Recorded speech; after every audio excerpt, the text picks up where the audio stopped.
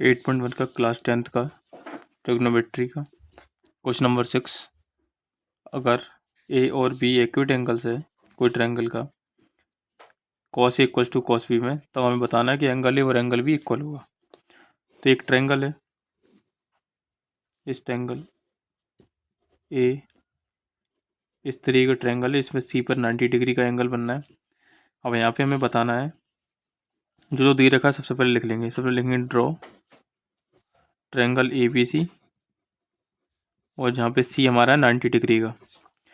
अब हमें क्या क्या दे रखा है, तो उन्होंने खुद दे रखा है कि कॉस ए और कॉस बी बराबर होगा।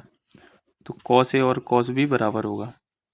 तो कॉस ए का वो जो फार्मूला होता है वो होता है बेस अपॉन में हाइपोटेन्यूज। तो कॉस ए, अगर एंगल ए हमारा ये है तो हमारी बेस क्या होगी, ए सी। बेस हमारी होगी ए सी। अगर एंगल ए हमारा ये है तो हमारा बेस हो जाएगा ए सी और हाइपोटेन्यूज हमारा हो जाएगा बी सी। तो यहाँ पे हम लिख लेंगे ए सी और हाइपोटेन्यूज हमारी क्या हो जाएगी बी सी। ऐसी कॉस बी, अगर बी ये वाला है, अगर ये वाला हम ले रहे हैं एंगल, तो हाइपोटेन्यूज हो जाएगी हमारी बी सी। हाइपोटेन्यूज हमारी मतलब सॉरी बेस ये हो जाएगी हमारी बी सी और हाइपोटेन्यूज हमारी हो जाएगी ए सी। इस तरीके से। तो यहाँ पे क्रॉस मल्टीप्लिकेशन कर देंगे तो ये हो जाएगा ए सी का स्क्वायर और ये हो जाएगा बी सी का स्क्वायर। दोनों तरफ स्क्वायर है तो स्क्वायर स्क्वायर कैंसिल भी कर सकते हैं, या हम कर देंगे स्क्वायरिंग कर सकते हैं दोनों साइड। तो स्क्वायर से रूट कैंसिल हो जाएगा, स्क्वायर से रूट कैंसिल हो जाएगा, तो बचेगा ए सी इक्वल्स टू में बी सी।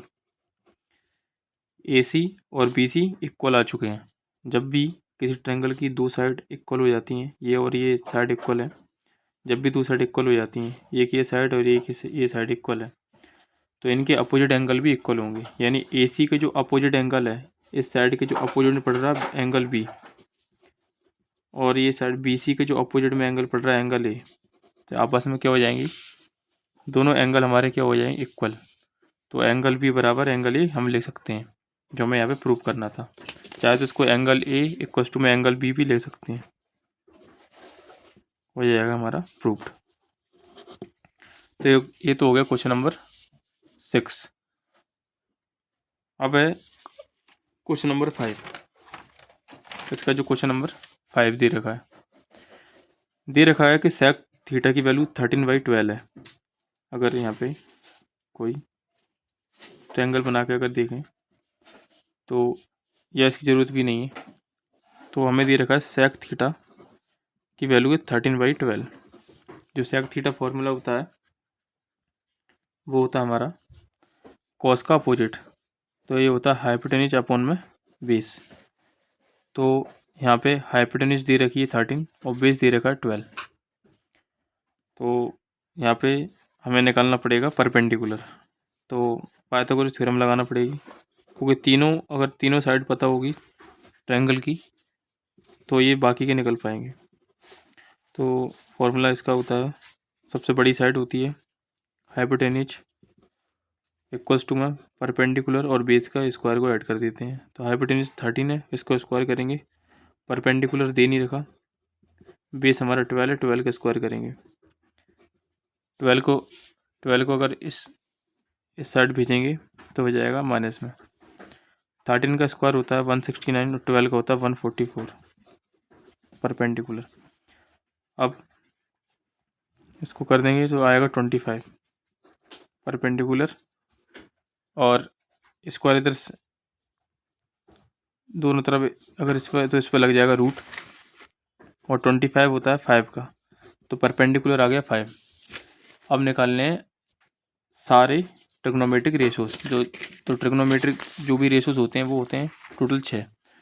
पहला होता है साइन थीटा, उसके बाद होता है कॉस थीटा, फिर होता है टेन थीटा, और साइन थीटा का जो अपोजिट होता है वो होता है कॉसेक थीटा, फिर कॉस थीटा को होता है सेक थीटा, और टेन थीटा को होता है कॉट थीटा।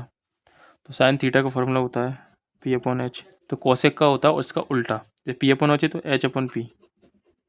कॉस थीटा को होता है B/H, और सेक थीटा को होता है H/B।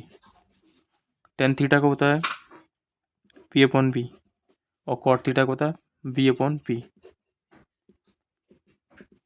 तो साइन थीटा की परपेंडिकुलर की जगह है 5, अब सिर्फ वैल्यू पुट करनी है।